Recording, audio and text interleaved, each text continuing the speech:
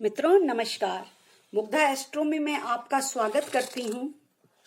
आज का विषय मुट्ठी में आसमां और ये महिला की शक्ति और महिला शक्ति ही नहीं, महिलाओं के द्वारा जो बड़ी अचीव प्राप्त की गई है उसके ऊपर मेरा सब्जेक्ट है और ये हमारे शहर लखनऊ का ही है। आइए मैं आपको कुछ अपने शहर के नामची महिलाओं के साथ परिचय कराती हूँ और आपको सुन करके बहुत आनंद आएगा। आपके अंदर भी इतना उत्साह जन्मेगा कि मैं भी कुछ कर सकती हूँ और मुझे भी इन सब से प्रेरणा लेनी चाहिए। चलिए, आज 26 अगस्त महिला समानता दिवस है। आज मैं कुछ उन्हीं महिलाओं के बारे में चर्चा करूंगी जिन्होंने बेड़ियों को तोड़कर अनंत आकाश की थाह ली और अपना संघर्ष जारी रखा।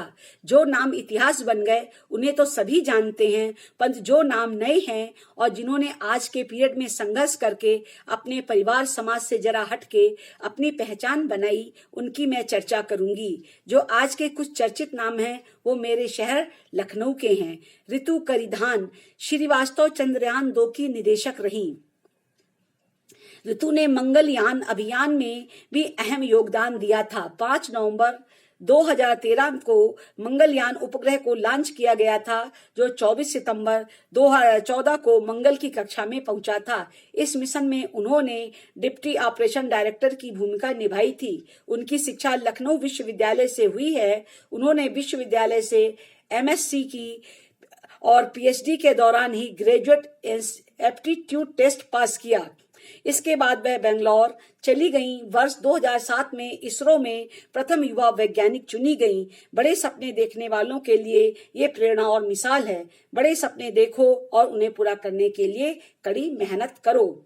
खुद की जमीन खरीद कर मस्जिद बनाई। अब मैं दूसरी महिला की बात करती हूँ, शाइस्ता अंबर, जिनका नाम है। पिछले करीब 30 वर्षों से पीड़ित महिलाओं की आवाज बुलंद कर रही हैं।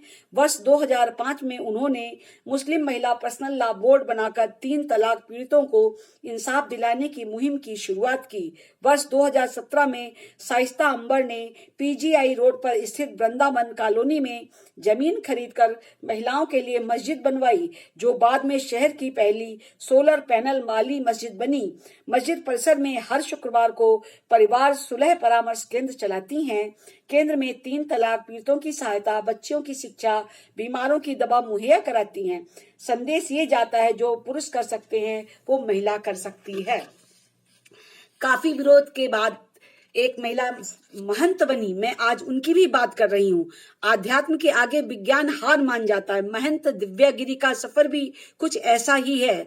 बीएससी डिप्लोमा ऑफ पैथोलॉजी और पीजी तक की पढ़ाई कर चुकी दिव्यागिरी का महंत बनना आसान नहीं था। इसके लिए उन्हें बहुत विरोध का सामना करना पड़ा।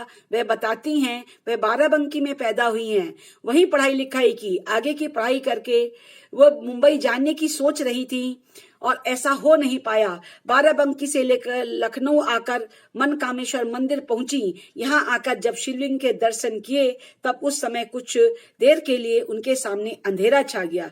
अंदर से एक आवाज आई, बस यहीं रहना है। उस दिन से बाबा की शरण में हैं। महिलाओं को उनका संदेश यही है कि वे अपने अंदर की शक्ति को पहचाने।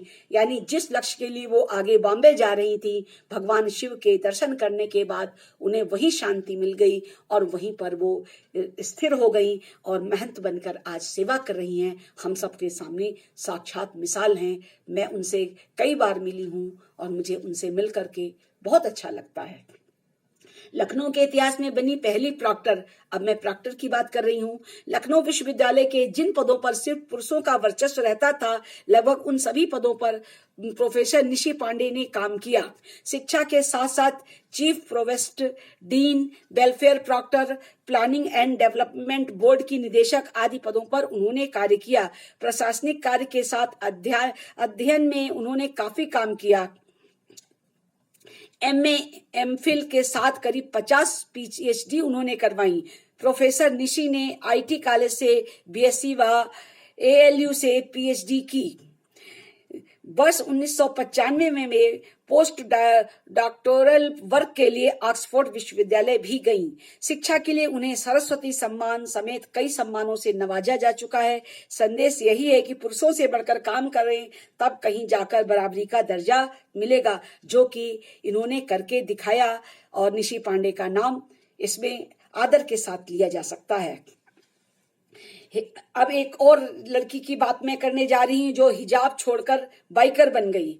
चौक की रहने वाली फरियाल फातिमा ने हिजाब छोड़कर बाइकर बनकर तमाम युवतियों को प्रेरणा दी जो आजाद जिंदगी का तसव्वुर करती हैं। फरियाल फ्लाइंग राइटर फाउंडेशन बनाकर मुस्लिम महिलाओं के सपने और आकांक्षाओं को पूरा कर रही हैं। अब तक वह खुद 20 लड़कियों को बाइक चलाना सिखा चुकी हैं।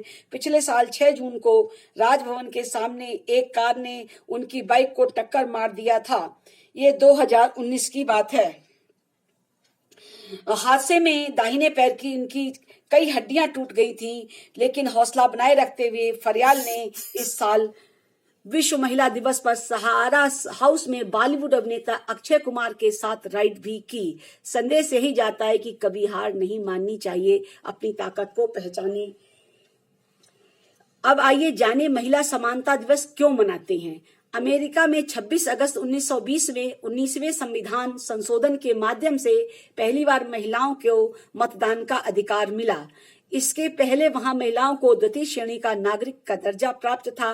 महिलाओं को सम्मान का दर्जा दिलाने के लिए लगातार संघर्ष करने वाली एक महिला वकील बेल्ला अब्जुग के प्रयास से 1971 से 26 अगस्त महिला सम्मान दिवस के रूप में मनाया जाने लगा। तो ये कुछ उदाहरण थे जिन महिलाओं ने इस दुनिया में अपने समाज, विचारधारा और लोगों का जो सोच है उससे हट करके काम किया और पहचान बनाई जो बहुत टफ थी। जिन पदों पर पहले कभी महिला नहीं रही, मैंने उनकी बात की, और जिन पदों पर महिलाओं की काम कल्पना भी नहीं की जा सकती उन पदों पर भी महिलाएं हैं, उसकी मैंने बात की। और मैं अपनी भी बात करती हूँ, मैंने भी काफी संघर्ष किया और उस संघर्ष से निकल करके मैंने भी अपने आयाम स्थापित किए। मैं एक एस्ट्रोलॉजर हूँ, मैं राइटर हूँ, मैं 7-8 किताबें लिख चुकी हूँ, मोटिवेशनल और ज्योतिष पे वीडियो बनाती हूँ, बच्चों की कहानी के लिए वीडियो बनाती हूँ। इसके अलावा आचार्य के पद पर काम करती हूँ और समाज सेवा भी करती हूँ। थोड़ा सा सहयोग मेरा भी समाज को है और मैं चाहती हूँ कि मेरे पूरा महिला जगत जो भी काम करने का इच्छुक है, जिसके अंदर बहुत सारे सपने हिलोरे लेते हैं, हलचल है, मेहनत करना चाहती हैं, मंजिल प्राप्त करना चाहती हैं, वो सब महिलाएं अपने को आगे बढ़ाएं, सतत प्रयास करती रहें, उन्हें सफलता अवश्य मिलेगी। आज के लिए बस इतना ही। प्रणाम। फिर मिलेंगे किसी नए सब्जेक्ट के साथ।